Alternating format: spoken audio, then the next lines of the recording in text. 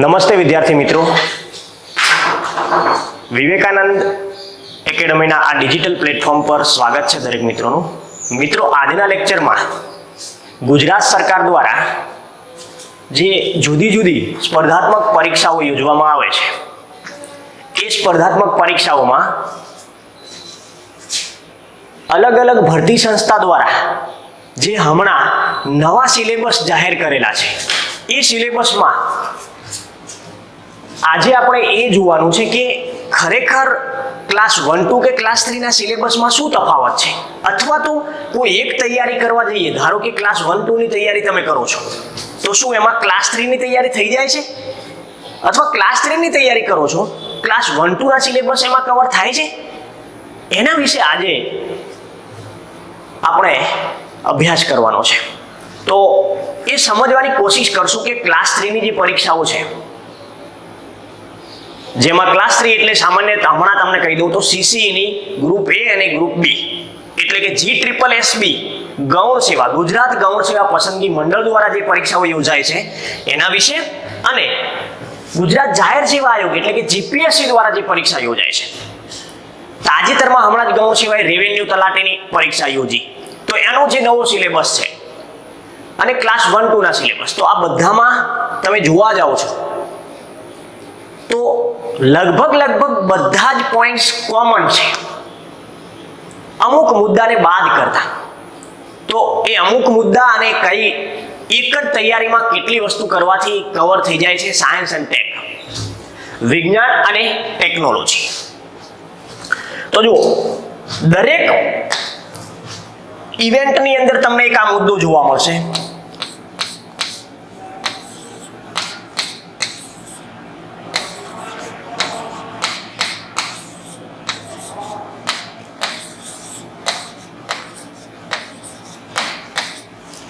રોજબરોજના જીવનમાં વિજ્ઞાન અને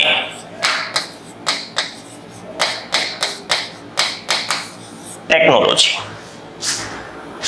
આ એક મુદ્દો છે. રોજબરોજના જીવનમાં વિજ્ઞાન અને ટેકનોલોજી સિલેબસમાં તમે જોશો તો આ ક્લાસ 3 માં આપેલું છે, ક્લાસ 1 2 માં નથી આપેલું, પણ ક્લાસ 1 2 માં પ્રશ્ન પૂછે જ છે. કોઈ પણ પેપર ઉપાડીને જુઓ, ક્લાસ 3 ગ્રુપ એ, ગ્રુપ બી અને રેવન્યુ તલાટીમાં આ આપેલ છે, સાથે સાથે પીએસઆઈ ના પણ પેપરમાં આપેલ છે. આ ટોપિક છે એ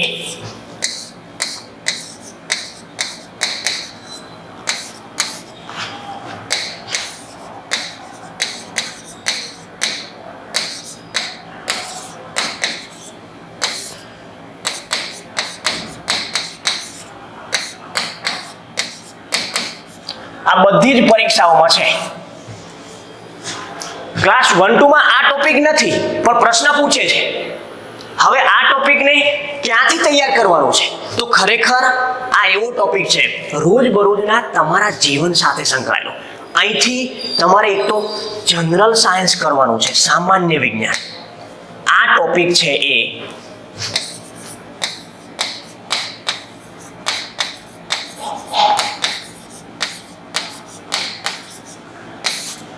સામાન્ય વિજ્ઞાન ધોરણ 6 થી 10, એની અંદરથી આ તમને કવર થશે. સામાન્ય વિજ્ઞાન ધોરણ 6 થી 10 અમુક ચેપ્ટરો એવા છે 11 12 સાયન્સમાંથી પૂછે છે. હમણાં જ જે લેવાયેલી ડીવાયએસઓની પેપર તમે જોશો, ડીવાયએસઓની પરીક્ષા, તો એ જીપીએસસી દ્વારા યોજાઈ. ડીવાયએસઓના સિલેબસમાં આવું આપણને નથી દેખાતું, પણ તમને અહીંથી પ્રશ્ન એ રીતે પૂછે કે વાહનના ટાયરમાં કેટલી હવા ભરવામાં આવે. પછી તમને એવો પ્રશ્ન પૂછે, તમે વાહનની પીયુસી કઢાવવા જાઓ, પોલ્યુશન અંડર કંટ્રોલ, તો એમાં કયા વાયુની ચકાસણી કરવામાં આવે. પછી હેલોજન બલ્બ અને સાદા બલ્બમાં, CFS બલ્બ અને સાદો બલ્બ છે, તો એમાં શું તફાવત છે, આવો પ્રશ્ન પૂછ્યો. પછી કાપડ ઉપર સાબુ ઘસવામાં આવે તો જે પરપોટા બને છે, એના વિશે પ્રશ્ન પૂછો. તો આ બધા પ્રશ્ન આમ જોવા તો વ્યવહાર અહીંયા પ્રશ્ન જ છે રોજબરોજના જીવનમાં તમે જે જીવન જીવી રહ્યા છો એની સાથે સાયન્સ કઈ રીતે સંકળાયેલું છે. તો આ પાઠ્યપુસ્તક વાંચવાથી તમને મળી જશે. પાઠ્યપુસ્તકમાં આ બધું સમજાવેલું હોય છે. લાઇટ વાંચો પ્રકાશ એટલે એમાં બલ્બ વિશે માહિતી આપી હોય. એનસીઆરટી જીસીઆરટી બંને પાઠ્યપુસ્તક એક જ છે સાયન્સમાં. એટલે અહીંયા આ ટોપિક છે એ સામાન્ય વિજ્ઞાનનો છે. છતાં પણ તમે જોશો તો પીએસઆઈ, બી ગ્રુપ અને રેવન્યુ તલાટીમાં તો આ ટોપિકની પાછળ એવું લખ્યું છે જીવ વિજ્ઞાન, ભૌતિક વિજ્ઞાન અને રસાયણ વિજ્ઞાન. એટલે કે સામાન્ય વિજ્ઞાનના 3 ભાગ: બાયોલોજી, ફિઝિક્સ અને કેમિસ્ટ્રી. 11-12 સાયન્સ. મેં પહેલાય તમને કહ્યું છે 6 થી 10 સિવાય અમુક ચેપ્ટરો એવા છે જે 11-12 સાયન્સના પાઠ્યપુસ્તકમાંથી પૂછે છે. તો આના માટે કંઈ 11-12 સાયન્સના આવા દળદાર બુકો વાંચવા ના જવાય કે એકાદ બે પ્રશ્ન આવે તો સ્કીપ કરી દેવાય. ફેકલ્ટી તો પોતે બધું ભેગું કરીને તમને ભણાવે છે એટલે એ તો બધું તૈયાર સાથે તમને આપે. એનું કામ એ છે, દરેક સ્પર્ધાત્મક પરીક્ષાની તૈયારી કરતી ફેકલ્ટીનું કામ જ એ છે કે તમને આટલા જાડા દળદાર મટીરિયલ હોય એ મટીરિયલમાંથી કઈ રીતે સારાંશ આપી શકાય જે પરીક્ષામાં પૂછાય છે. એ કામ વક્તાનું છે. એટલે કે ફેકલ્ટી જે હોય છે એમનું કામ છે. કે પણ આપણો ટાર્ગેટ એ ના હોય કે 11-12 સાયન્સમાંથી એક પ્રશ્ન પૂછાયો એટલે આખું 11-12 સાયન્સ કરવા બેસવાનું. ઓકે, કાં તો એ પ્રશ્નને સ્કીપ કરી દેવો જોઈએ. રોજબરોજના જીવનમાં વપરાતા વિજ્ઞાનના પ્રશ્ન એવા છે, જો તમે જનરલ સાયન્સ વ્યવસ્થિત કરો છો તો 5 પ્રશ્નમાંથી 3 પ્રશ્ન તમને આરામથી આવડે. 2 પ્રશ્ન એવા હોય જે આની થિયરીમાંથી આવ્યા હોય, થિયરી હોય પણ એને પ્રેક્ટિકલી ઉદાહરણ સાથે સાંકળવાની કોશિશ કરી હોય તો કદાચ તમે જો સમજ્યા ના હોય તો ના લખી શકો. ઓકે, તો અહીંયા આ મુદ્દો તમે સમજી ગયા હશો કે આ મુદ્દામાં શું કરવાનું થાય. હવે બીજો મુદ્દો,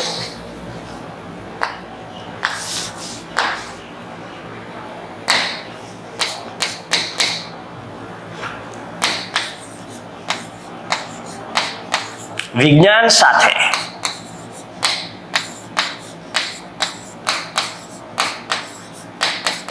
સંકળાયેલા સંસ્થાઓ તથા ભારતના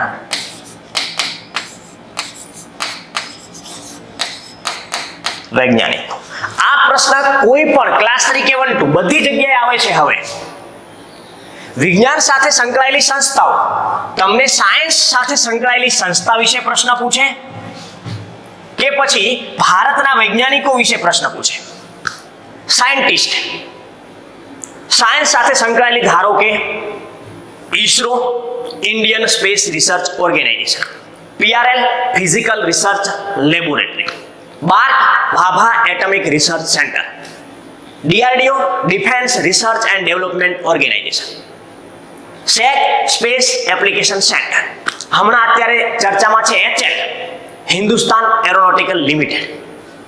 આના પહેલા શિપયાર્ડ બિલ્ડ કરતી જે શિપ જહાજ બનાવતી ભારત સરકારની કંપની છે મજગોવ ડોક લિમિટેડ મુંબઈ. તો આવી સંસ્થાઓ વિશે પ્રશ્ન પૂછે, એનો હેડક્વાર્ટર પૂછે કે એને રિલેટેડ કોઈ ચર્ચામાં હોય તો તમને એ પ્રશ્ન પૂછે. તો એ સ્વાભાવિક છે. એ આપણે જ્યારે તમે સાયન્સની તૈયારી કરો છો એટલે કે જનરલ સાયન્સ અને સાયન્સ ટેક આ સબ્જેક્ટ ભણો છો તો એની સાથે સાથે આ બધી વસ્તુ પેરેલલ આવે છે. જેમ કે સ્પેસ ટેકનોલોજી ભણો એટલે સ્પેસમાં સંકળાયેલી બધી સંસ્થાઓ ભણવામાં આવે. ડિફેન્સ ભણો એટલે ડિફેન્સ સાથે, ન્યુક્લિયર ભણો તો ન્યુક્લિયર સાથે. તો એને અલગથી કરવાની જરૂર નથી રહેતી. પછી સાયન્સ સાથે સંકળાયેલા દિવસો, તો તમે જ્યારે આ જનરલ સાયન્સ ભણો છો અથવા તો આ સાયન્સ આખું ભણો છો એની સાથે સંકળાયેલા દિવસો આવે છે તો એ અલગથી કરવાના રહેતા નથી. વૈજ્ઞાનિકો, મોટા ભાગના વૈજ્ઞાનિકો તમે આખો સિલેબસ પૂર્ણ કરો ત્યાં સુધી કવર થઈ જાય. જેમ કે વિક્રમ સારાભાઈ. તો હાલ વિક્રમ સારાભાઈ હયાત નથી પણ ભારતમાં સ્પેસ સાયન્સનો પાયો નાખનાર વ્યક્તિ વિક્રમ સારાભાઈ હતા. તો સ્પેસ સાયન્સ ભણો એટલે વિક્રમ સારાભાઈ ભણવામાં આવે. એ જ રીતે ડિફેન્સ ભણો તો ડિફેન્સ સાથે સંકળાયેલા જેટલા પણ, એક સિમ્પલ એક્ઝામ્પલ તમને આપું, ડોક્ટર ટેસી થોમસ તો મિસાઇલ કાર્યક્રમના પ્રણેતા હતા. ભારતમાં એક મિસાઇલ અગ્નિ 4. Doctor APJ Abdul Kalam missile man તરીકે જેને ઓળખીએ. તો આવા ઘણા વૈજ્ઞાનિકો છે જેમણે ભારતમાં અત્યારની ટેકનોલોજી વિકસાવવા માટે પહેલા પાયારૂપ ભૂમિકા ભજવી છે. તો આવા સાયન્ટિસ્ટો પરીક્ષામાં પૂછે. સીવી રામન છે, ડોક્ટર જગદીશચંદ્ર બોઝ છે, સત્યેન્દ્રનાથ બોઝ છે, ઘણા બધા વૈજ્ઞાનિકો છે. તો એ બધા વૈજ્ઞાનિકો આપણે ભણવા પડે ભારતના સંદર્ભમાં જે વૈજ્ઞાનિકો આવે છે. તો આ બંને મુદ્દા એવા છે જે સીધી રીતે જનરલ સાયન્સ સાથે અને સાયન્સના ટોપિક સાથે સંકળાયેલા છે. આ તમને કોઈ પણ પરીક્ષા 1 2 સાથે જાઓ કે કોઈ પણ પરીક્ષા, આ જીપીએસસીમાં પણ મુદ્દો આવે જ છે.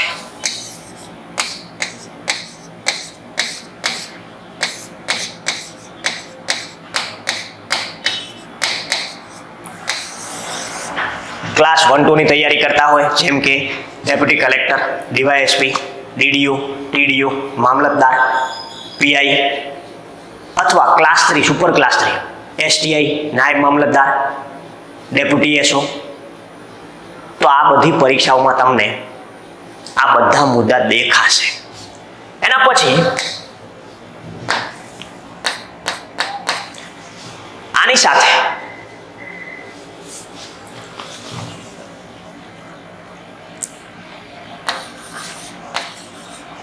ઊર્જા, આ પણ તમામ પરીક્ષાના સિલેબસમાં છે. જો આમાં બહુ ઓછી પરીક્ષા એવી છે જ્યાં આ બધા નથી આવતા, જ્યાં ખાલી જનરલ સાયન્સ આવે. એક કોન્સ્ટેબલ, એક ફોરેસ્ટ ગાર્ડ અને એક હાઈકોર્ટ રિલેટેડ પરીક્ષા. હાઈકોર્ટમાં તો આ લોકો સ્ટેટિકલ જીકેમાં સ્પેસ ટેકનોલોજી કે આવા પ્રશ્ન પૂછે છે. ઊર્જા, એનર્જી રિલેટેડ તો અત્યારનો હાલનો ટ્રેન્ડ, આમ તો જો એનર્જી છે ને એ આમ જનરલ સાયન્સમાં આવે, પણ હવે આ પેલી રિન્યુએબલ એનર્જી માર્કેટમાં આવી છે, પુનઃ પ્રાપ્ય ઉર્જા, સોલાર એનર્જી, વિન્ડ એનર્જી, એટલે ટેકનોલોજી સાથે સંકળાઈ ગઈ. એમાં સરકારની નીતિ, પોલિસી જેને કહેવાય, સરકારે શું નીતિ અપનાવી છે ઉર્જા સાથે. સોલાર એનર્જી માટે તમે જુઓ સરકારની નીતિ, સરકારે કેટલીક સબસિડીઓ આપવાની શરૂઆત કરી. લોકો ઇલેક્ટ્રિકલ વ્હીકલ તરફ જાય, લોકો સીએનજી તરફ જાય, એના માટે અલગ અલગ સરકારની પોલિસીઓ છે. આમાં પરમાણુ ઉર્જા પણ આવી જાય છે.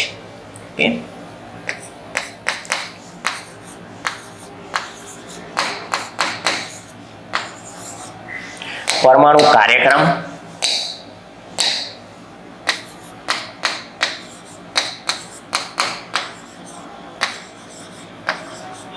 અને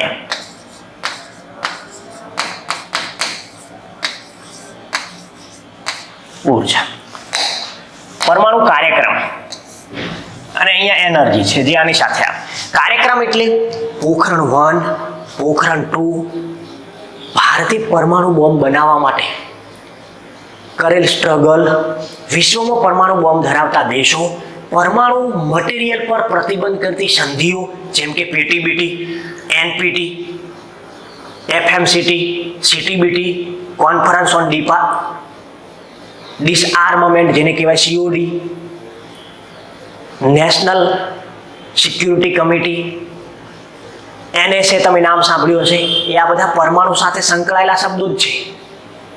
નેશનલ સિક્યુરિટી એડવાઇઝર, ભારતીય રાષ્ટ્રીય સુરક્ષા પરિષદ જેને કહેવાય, આની સાથે ભારત અમેરિકા પરમાણુ કરાર, ભારતનો પરમાણુ એક્ટ, અણુ ઉર્જા આયોગ, ડિપાર્ટમેન્ટ ઓફ એટોમિક એનર્જી, આ બધી વસ્તુ આ કાર્યક્રમ સાથે સંકળાયેલી છે. અને એની જોડે જ ભારતનો પરમાણુ ઉર્જા કાર્યક્રમ છે જે 3 ભાગમાં હોય છે, 3 ચરણમાં વિભાજિત થયેલો શરૂઆતથી છે. તો એ પરમાણુ સાથે સંકળાયેલો છે. પરમાણુ શબ્દ જનરલ સાયન્સને જોડે છે. કોને? તો જનરલ સાયન્સ. ધોરણ 9 નું પાઠ્યપુસ્તક ખોલશો એટલે પરમાણુ શબ્દ આવશે. જો બેઝિક કન્સેપ્ટ છે જનરલ સાયન્સના છે, એમાં થોડોક સુધારો કરવા માટે માર્કેટમાં શું આવ્યું? ટેકનોલોજી. જનરલ સાયન્સ તમને કે મને વારસામાં મળ્યું છે. એ જનરલ સાયન્સને હજુ સરળ બનાવવા માટે તમે જે નવી તકનીક માર્કેટમાં લાવી એને કહેવાય ટેકનોલોજી. પછી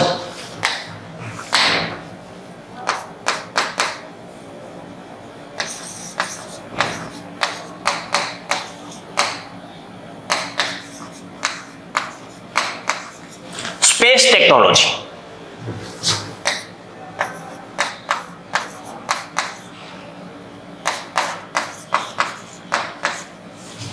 સ્પેસ ટેક. અવકાશ વિજ્ઞાન. અવકાશ વિજ્ઞાનમાં ભારતનું અવકાશ કાર્યક્રમ, મિશનો શું છે, કરંટ ઇવેન્ટ બહુ આવે છે આ ભાગની અંદરથી. બહુ પ્રશ્ન પરીક્ષામાં પૂછાય છે. સૌથી વધુ પરીક્ષામાં ભારણ લઈને આવતું હોય તો સ્પેસ અને ડિફેન્સ છે. આના સ્ટેટિકલ પાર્ટ ઈસરો બન્યું એના પહેલાની શરૂઆતથી કરી, મતલબ ભારતમાં અવકાશ વિજ્ઞાનના ઇતિહાસની વાત કરીએ, સ્પેસ ટેકનોલોજીનો પાયો કઈ રીતે નાખવામાં આવેલ છે, તો ત્યાંથી શરૂ કરીને હાલ ભારત ક્યાં છે અવકાશ વિજ્ઞાનમાં, વિશ્વમાં ભારતનું સ્થાન કેવું છે, એ બધી જ વસ્તુ અહીંયા ભણવામાં આવે. સાથે સાથે ભવિષ્યના મિશનો અને ભૂતકાળના મિશનો. ભૂતકાળમાં મંગળયાન 1, ચંદ્રયાન 1, ચંદ્રયાન 2, ચંદ્રયાન 3, આદિત્ય L1 જે ભારતનું સોલાર મિશન છે, આવા ઘણા બધા મિશનો આપણે પૂર્ણ કર્યા છે. ભવિષ્યમાં આવનારા સમયમાં ગગનયાન જે માનવીને અવકાશમાં સફર કરાવશે, ભારતનું પોતાનું સ્પેસ સ્ટેશન, ચંદ્રયાન 4, ચંદ્રયાન 5, મંગળયાન 2, શુક્રયાન, સમુદ્રયાન, આવા મિશનો ભવિષ્યમાં કરવાના છે જેનું આયોજન ઈસરો કરી ચૂક્યું છે. ચંદ્ર પર માનવીને સફર કરાવવાનું આયોજન, આ બધી જ વસ્તુ છે અહીંયા આવે છે. રોજબરોજ કરંટમાં નવી ઇવેન્ટ દેખાય. પછી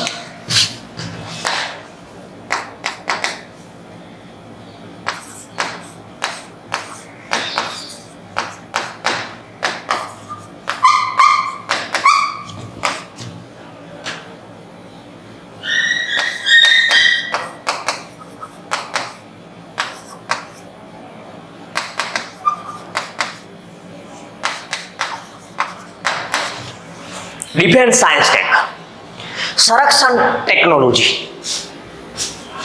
આ બંને સૌથી વધુ પરીક્ષામાં પૂછાતા ટોપિક છે સ્પર્ધાત્મક પરીક્ષામાં.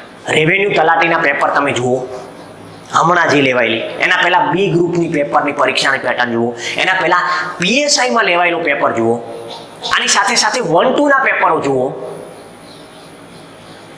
તો તમને આ બધા જ સાયન્સના ટોપિકો દેખાશે. આ બધા પ્રિલિમ પ્લસ મેઇન્સ બંને માટે છે. જુઓ, અહીંથી શરૂ થઈ prelim mains, prelim mains, prelim mains, prelim mains. આ બંને એવા છે, પ્રિલિમ ઓબ્જેક્ટિવ થોડું વધારે છે, મેઇન્સ માટે બહુ ભાગ્ય હોય ક્યાંક તમને એવો વ્યવહારુ પ્રશ્ન પૂછે તો. બાકી મેઇન્સમાં એપ્લિકેશન વાળા આ ભાગ છે જ્યાંથી હાલના ટ્રેન્ડ પ્રમાણે જે પ્રશ્ન પૂછાતા હોય તો એ બધા આવરીને પ્રશ્ન પૂછે છે. આ પ્રિલિમ મેઇન્સ બંને માટે છે. હવે જુઓ, હવે એવા ચેપ્ટર છે જે મેઇન્સમાં છે, પ્રિલિમમાં નથી, માત્ર મુખ્ય પરીક્ષામાં છે.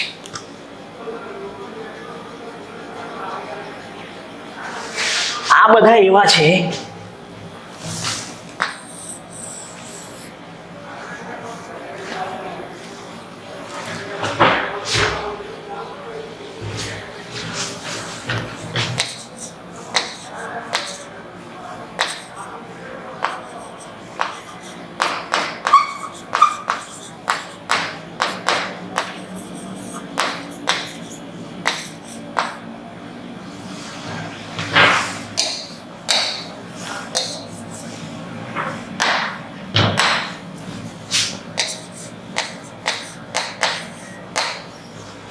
હવે માત્ર મુખ્ય પરીક્ષાના મુદ્દા જેના સિલેબસમાં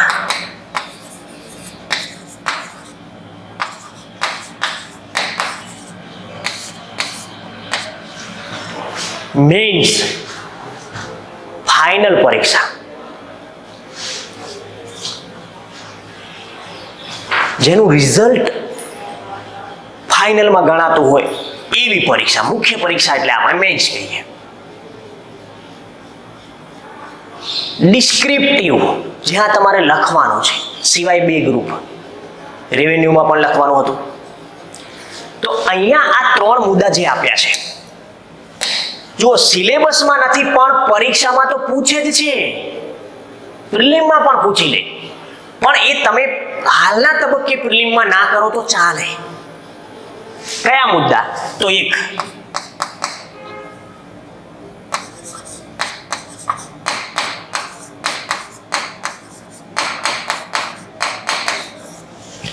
નેનો ટેકનોલોજી. નેનો ટેકનોલોજી ધોરણ 10 ઓલ્ડ જીસીઆરટી એકવાર વાંચી લો ને એટલે ખેલ ખત્મ, પછી નવું કશું કરવાની જરૂર નથી. તમામ પ્રકારની એપ્લિકેશન નેનો ટેકનોલોજીમાં આવનારા સમયમાં દેખાશે. એટલે જો એવો ક્યાંય પ્રશ્ન પૂછે છે આપણને કે નીચે પૈકી ક્યાં નેનો ટેકનોલોજી માટે એપ્લિકેશન અથવા ઉપયોગ છે, તો આપેલ તમામ જવાબ આવે છે. આજ સુધીના ઇતિહાસમાં પૂછેલા પ્રશ્નોનું આ અવલોકન કરતા હું તમને જણાવું છું. તો નેનો ટેકનોલોજી પ્રિલિમમાં નથી સિલેબસમાં, છતાં પરીક્ષામાં પૂછી શકે છે. એટલે એકવાર ઓલ્ડ જીસીઆરટી, જૂની જીસીઆરટી જ્યારે તમે કે હું ભણતા હતા ત્યારે જે પ્રશ્ન પરીક્ષામાં પહેલું ચેપ્ટર ધોરણ 10 માં આપેલું નેનો ટેકનોલોજી. આના સિવાય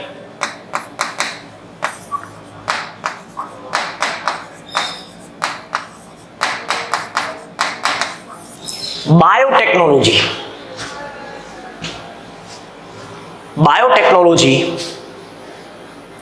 મેઇન્સમાં છે, પણ પ્રિલિમમાં ક્યાંક તમને કરંટ ઇવેન્ટ આવી હોય તો પ્રશ્ન પૂછે. બાકી આ મેઇન્સનો ટોપિક છે, પ્રિલિમમાં નથી, સિલેબસમાં નથી. જે સિલેબસ લેખિત દસ્તાવેજમાં આપણી પાસે સિલેબસો છે એમાં મેઇન્સમાં તમને બાયોટેકનોલોજી જોવા મળશે.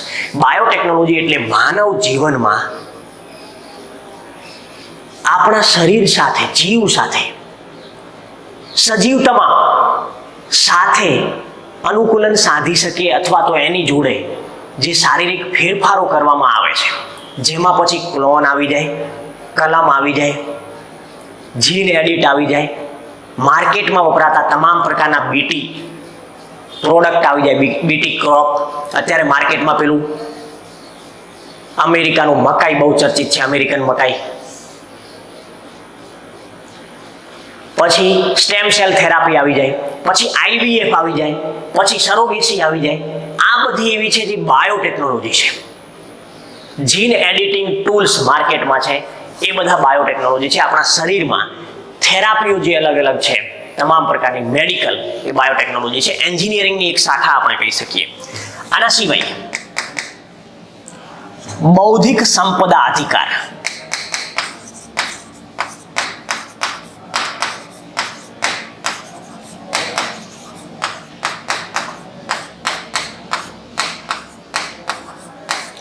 આઈપીઆર જેને કહેવાય છે, ઇન્ટેલેક્ચ્યુઅલ પ્રોપર્ટી રાઇટ્સ.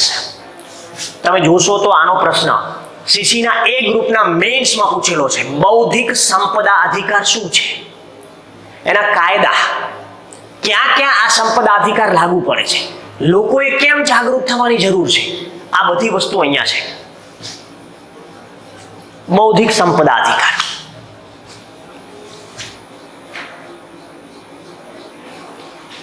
પેટર્ન તમે શબ્દ સાંભળ્યો છે, કોપીરાઇટ શબ્દ સાંભળ્યો છે, જીઆઈ ટેગ શબ્દ સાંભળ્યો છે, સર્કિટ, ઇન્ટિગ્રેટેડ સર્કિટ શબ્દ સાંભળ્યો છે, લોગો શબ્દ સાંભળ્યો છે, logo, symbol.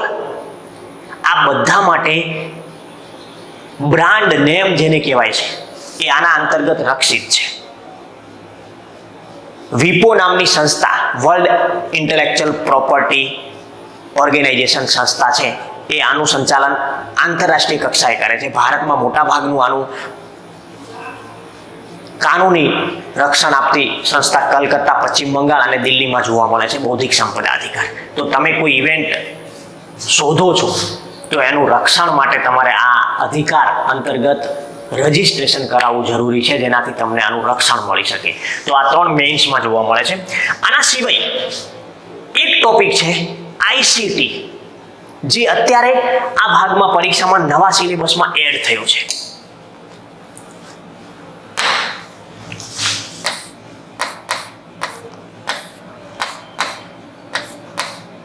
Prelim plus mains બંને હેતુથી છે આ આઈસીટી. આઈસીટી બહુ મોટું છે, પણ ખરેખર તમારે એટલું આઈસીટી નથી કરવાનું જેટલું લોકો વિચારે છે. આઈસીટીમાં આ બે ભાગ સૌથી ઇમ્પોર્ટન્ટ છે. એક,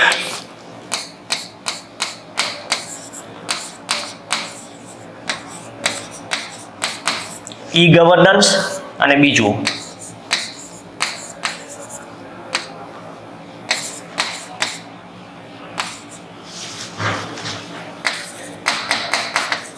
સાયબર સિક્યુરિટી. આ બંને ઈ ગવર્નન્સ અત્યારે પરીક્ષામાં આ બંને પોઈન્ટ્સ આઈસીટી માંથી પૂછાય છે. Mobile cellular, mobile technology, wifi technology, hifi technology, lifi technology, આ બધી ટેકનોલોજીઓ બહુ ઓછી પૂછાય છે. ભાગ્યે એકાદ પ્રશ્ન પૂછે તો સેલ્યુલર ફોન પર આધારિત ટેકનોલોજીના બહુ ઓછા પ્રશ્ન પૂછાય છે. 5G શું છે, 6G શું છે, કરંટમાં આવે ને તો કરી દો તો ચાલે, બાકી એ ટેકનોલોજી તરફ જવાની તમારે જરૂર નથી. આ બે ટોપિક. ઈ ગવર્નન્સ હાલના તબક્કે સરકાર લોકોને પોતાના ઘરે જે સુવિધા આપી રહી છે, માર્કેટમાં આવેલી ડિજિટલ એપ્લિકેશનો હોય, ડિજિટલ પોર્ટલ હોય, પ્લેટફોર્મ હોય, સરકારના હોય કે અન્ય કોઈ એવા પ્લેટફોર્મ જે માર્કેટમાં ચર્ચામાં રહ્યા હોય, ચેટ જીપીટી હોય, અન્ય ઘણા બધા છે ને, તો એવા એઆઈ ટૂલ્સ જેને કહેવાય તમારા જીવનને કઈ રીતે સરળ બનાવી રહ્યા છે, એ ઇન્ટરનેટ અને કોમ્પ્યુટરના માધ્યમથી વહીવટને તમારા સુધી પહોંચાડવું એટલે આઈસીટી, સરકારી સેવાને, ઇન્ફોર્મેશન કોમ્યુનિકેશન ટેકનોલોજી. ભારત સરકારમાં માહિતી મંત્રાલય આનું કંટ્રોલ કરે છે. માહિતી મંત્રાલય, ministry of information and electronics and information technology department, જે પહેલા આઈટી અને ઇલેક્ટ્રોનિક બે અલગ અલગ મંત્રાલય હતા, જેનું ભેગું થઈને 16માં બનેલું માહિતી મંત્રાલય. ગુજરાત સરકારમાં સાયન્સ ટેક પોતે ખુદ મંત્રાલય છે, વિજ્ઞાન અને ટેકનોલોજી પ્રૌદ્યોગિકરણ મંત્રાલય. તો એ પછી સાયબર, આ જ્યારથી ઈ ગવર્નન્સ આવ્યું છે માર્કેટમાં, ત્યારથી સાયબર ફ્રોડ વધ્યા છે. કોમ્પ્યુટર અને ઇન્ટરનેટની માધ્યમથી તમારા મોબાઈલ અથવા કોમ્પ્યુટરમાંથી ડેટાની ચોરી કરવી, જેને સાયબર ફ્રોડ કહેવાય, એના વિરુદ્ધમાં સરકાર દ્વારા અલગ અલગ સંસ્થાઓ બનાવવામાં આવી, સરકારની નીતિઓ બની, પોલિસી બની. આઈટી એક્ટ જે આનું રક્ષણ આપે છે, આઈટી એક્ટ 2000ની સાલનું બનેલું આઈટી એક્ટ, પછી એમાં અલગ અલગ 8-10માં જે સુધારા થયા, એ સાથે CRT in, CRT finance, NIC, જીઆઈએલ જેવી સંસ્થાઓ આ આઈસીટી સાથે સંકળાયેલી છે. તો ઓવરઓલ જોવા જાઓ તો આટલો સિલેબસ છે. કોઈ પણ પરીક્ષામાં બેસો તમે, આ પોઈન્ટ શરૂ કરીને આટલા સુધી, ક્લાસ 3 ની ગ્રુપ એ, ગ્રુપ બી, ક્લાસ 3 ની પરીક્ષામાં ગ્રુપ એ, ગ્રુપ બી, સાથે સાથે પીએસઆઈ અને રેવન્યુ તલાટી. આ રેવન્યુ તલાટી છે. આ બધા જ સાથે સાથે જીપીએસસી ક્લાસ 1, 2 અને 3, આ બધી જ પરીક્ષાઓમાં આ કોમન વિષય થઈ ગયા છે. આટલાને તમે હાલ પૂરતું પ્રાથમિક પરીક્ષામાં સ્કીપ કરી શકો. આટલો ભાગ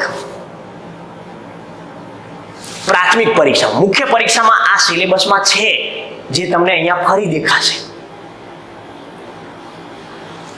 તો મારો કહેવાનો ભાવાર્થ એવો છે કે હવેના જમાનામાં, હાલના ટ્રેન્ડમાં કોઈ પણ સબ્જેક્ટને સંપૂર્ણ સ્કીપ ના કરી શકાય, નહીતર પરીક્ષામાંથી તમે સ્કીપ થઈ જશો. સાયન્સનું ભારણ રોજ બરોજ વધતું જઈ રહ્યું છે.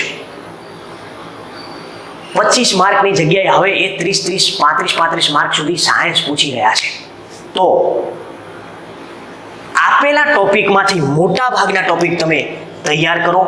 આ એવું છે જે તમને માર્કેટમાં સીધી રીતે મળી જાય. આ બધું કરંટ ઇવેન્ટ સાથે સાંકળીને તૈયારી કરવી જોઈએ, જે તમને એક ફેકલ્ટી પોતે કરાવે છે, હું કે અન્ય કોઈ પણ ફેકલ્ટી હોય જે તમને સ્પર્ધાત્મક પરીક્ષાની તૈયારી કરાવતા હોય, તો એવા મિત્રો તમને આ બધું પોતાની રીતે ભેગું કરે છે. કોઈ એક જગ્યાએથી આના સોર્સ ના મળી શકે. મતલબ કરંટ ઇવેન્ટ રાજ્ય કક્ષા પછી આંતરરાષ્ટ્રીય, રાષ્ટ્રીય કક્ષાના, ભારતના અન્ય રાજ્યના હોય જે ભારત સાથે સંકળાયેલા, આંતરરાષ્ટ્રીય ઇવેન્ટો બની હોય તો એનું, કવાયતો ચાલતી હોય, લશ્કરી કવાયતો, એ બધું આ સંરક્ષણમાં આવશે. ઓપરેશનો આપણે કહેતા હોય, ઓપરેશન સિંદૂર હોય, ઓપરેશન લક્ષ હોય, ઓપરેશન ઘણા બધા પ્રકારના અલગ અલગ, વિજય, શક્તિ, શિવ, આવા બધા ઓપરેશનો ચલાવે છે ફોર્સ દ્વારા. તો એ બધા કરંટ ઇવેન્ટમાં આવતા હોય. તો અહીંયા આ લેક્ચરનો મુખ્ય હેતુ એ છે કે તમે કોઈ પણ ભરતી બોર્ડ દ્વારા લેવાતી સ્પર્ધાત્મક પરીક્ષાની તૈયારી કરો છો તો એના સિલેબસ હાલના તબક્કે લગભગ ગૌણ સેવા અને જીપીએસસીની તમામ પરીક્ષાઓ જે યોજાતી હોય, મોટા ભાગની જે સામાન્ય પરીક્ષાઓ છે એમાં કોમન સિલેબસ થઈ ગયો છે. તો એક જ તૈયારીમાં એકથી વધુ એક્ઝામને ટાર્ગેટ કરી શકાય, એ આ લેક્ચરનો મુખ્ય હેતુ હતો. એ તમને સમજાવવાનો લેક્ચરનો મુખ્ય હેતુ હતો. આશા રાખું છું તમે સ્પર્ધાત્મક પરીક્ષાની અલગ અલગ ભરતી બોર્ડ દ્વારા જે પરીક્ષાઓ યોજાય છે એના સિલેબસના મુદ્દાઓને સરળતાથી સમજ્યા હશો.